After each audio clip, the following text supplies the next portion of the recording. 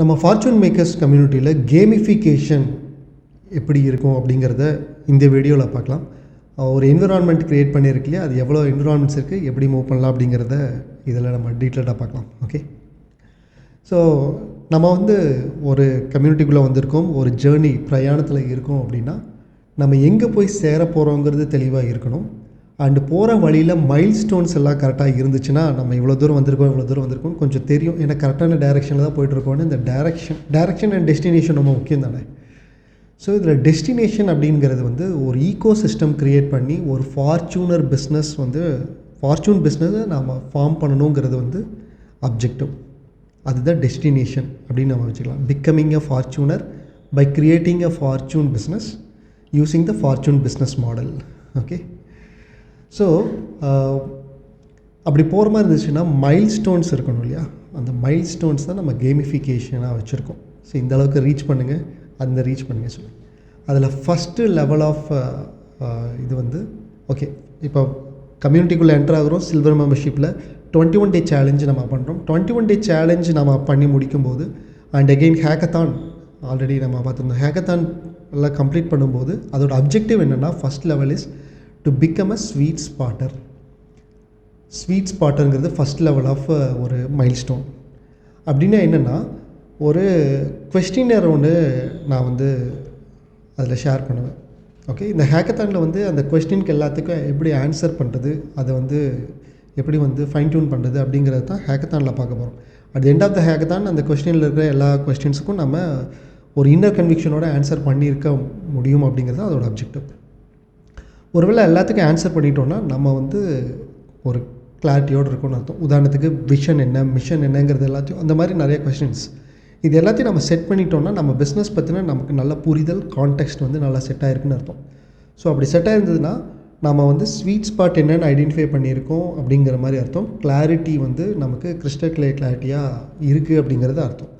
அப்போ யாரெல்லாம் அதெல்லாம் க்ரியேட் பண்ணியிருக்காங்களோ அவங்க அடுத்த அந்த ஃபஸ்ட் லெவலுக்குள்ளே நம்ம என்ட்ரு ஆகணும் இல்லையா, அதுக்கு தான் ஸ்வீட் ஸ்பாட்டர். அப்படின்னா என்ன அப்படின்னு ஒரு குரூப் இருக்குது. இப்போதைக்கு வாட்ஸ்அப் குரூப் இருக்குது. மெம்பர்ஸ் ரொம்ப அதிகமாச்சுன்னா டெலிகிராம் குரூப்புக்கு சேஞ்ச் பண்ணுற ஐடியா இருக்குது. ஓகே, ஸோ ஒரு குரூப் இருக்கும். அந்த குரூப் எதுக்காக நான் அதில் போய் ஜாயின் பண்ணணும்? பிகாஸ் நான் ஆல்ரெடி சொன்ன மாதிரி விஷனோட இருக்கிற பீப்புள் வித்தியாசம் இருக்குது இல்லைங்களா. விஷனா ஜஸ்ட் ஆசைப்படுறவங்க, விஷன் அப்படின்னா ஆசைப்படுறத நோக்கி மூவ் பண்ணுறவங்க. ஸோ யார் விஷனோட மூவ் பண்ணுறாங்களோ அவங்க சீரியஸான பீப்புள்னு அர்த்தம். அப்போ நம்மளை சுற்றி சீரியஸான பீப்புள் இருந்தாங்கன்னா சீரியஸ்னஸ் அந்த சீரியஸ்னஸ் நமக்கு வரும். இம்பேக்ட் மைண்ட் செட்டில் நமக்கு தாக்கம் உண்டாக்கும். ஸோ அந்த ஸ்வீட் ஸ்பாட்டுங்கிற குரூப்பில் சீரியஸான பீப்புள் இருப்பாங்க. எல்லாருமே கிளாரிட்டியோட என்ன நான் பண்ண போகிறேன், ப்ராப்ளம் ஸ்டேட்மெண்ட் தெளிவாக இருக்கும், மிஷன் எல்லாம் கிளியராக இருக்கும். ஒரு கிளாரிட்டி இருக்கிறவங்களோட பேசுகிறதுக்கு வித்தியாசமாக இருக்கும் இல்லையா.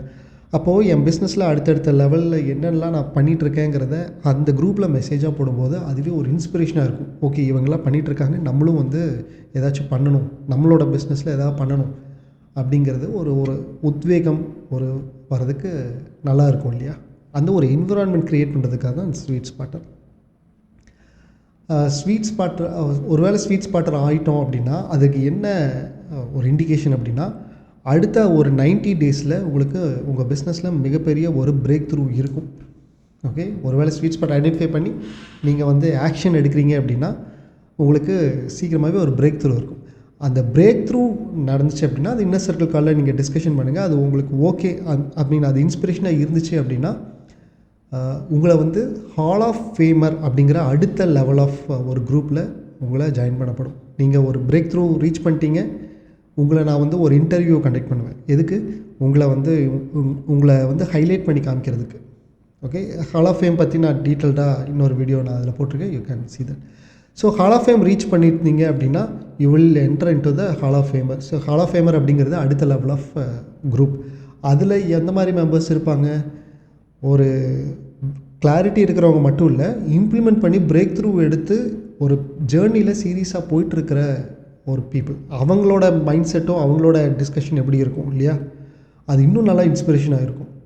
ஸோ இதுக்காகவே நம்ம அந்த ஹால் ஆஃப் ஃபேமராக ஆகணும் அப்படிங்கிற ஒரு அப்ஜெக்டிவ் நீங்கள் வச்சுக்கலாம்.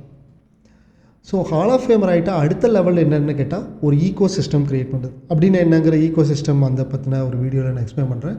ஸோ இந்த ஈகோ சிஸ்டம் க்ரியேட் பண்ணி நம்ம ஒரு ஃபார்ச்சூன் பிஸ்னஸ் க்ரியேட் பண்ணிட்டோம் அப்படின்னா ஃபார்ச்சூனர் கிளப்னு ஒரு குரூப் இருக்குது.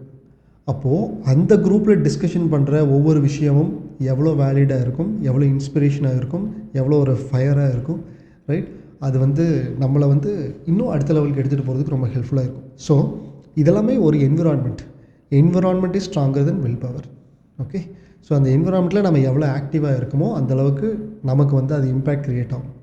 ஸோ இதெல்லாமே வந்து நான் வந்து ஒரு பெய்டு கிடையாது. உதாரணத்துக்கு நான் எவ்வளோ பே பண்ணால் சார் ஹால் ஆஃப் ஃபேமர் அந்த குரூப்பில் என்னை சேர்த்துவீங்க, எவ்வளோ பே பண்ணால் சார் அந்த ஃபார்ச்சூனர் கிளப்பில் சேர்த்துவீங்க, எவ்வளோ பே பண்ணாலுமே கிடையாது. Because it is purely merit basis. இந்த என்விரான்மெண்ட் வந்து கரெக்டான பீப்புள் இருக்கும்போது மட்டும்தான் அந்த என்விரான்மெண்ட்டுக்கு உண்டான ஒரு வேல்யூ இருக்கும் இல்லையா? ஸோ அதுதான் ஒவ்வொருத்தருக்கும் கொடுக்கக்கூடிய ஒரு கிஃப்ட் அந்த என்விரான்மெண்ட் பியூராக இருக்கணுங்கிறதுக்காக இது வந்து கரெக்டான டிசர்வ்டு பீப்புள் மட்டும்தான் அதில் இருக்கணுங்கிறதுல நான் ரொம்ப கேர்ஃபுல்லாக இருக்கேன். ஒருவேளை நீங்கள் கம்யூனிட்டியில் இருக்கும்போது இந்த அடுத்த லெவலுக்கு மூவ் பண்ணுற இந்த கேமிஃபிகேஷனில் please be actively participate. Actively participate பண்ணும்போது டெஃபினெட்லி அதோட இம்பேக்ட் இருக்கும். ஓகே, உங்கள் பிஸ்னஸில் அதோட இம்பேக்ட் இருக்கும்.